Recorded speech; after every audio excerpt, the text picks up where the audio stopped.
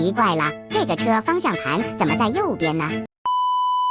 所以为什么说港车北上是一个趋势呢？这辆 Model S 已经是第2次来到我们店里了，上一次是4月份的时候是来维修了后电机的逆变器和前面2条空气避震，同时把这个轮毂改成了这个很鲜艳的红色，这个很好看。然后这一次再来呢，也是在香港那边对比了很多家，还是觉得我们这边的性价比啊、服务以及品质更好。这次来进行维修的项目是把后面2条空气避震也更换了，以及前面的一个天窗玻璃是裂开了，来进行一个更换。像这种配备了空气悬挂的车呢，在6年或者8年的时候，它的一个避震都会出现一些老化呀、漏气，然后导致这个车辆的抛窝。如果说你的爱车也出现了这种问题的话，也欢迎随时来咨询我们这里。记得点赞关注哦。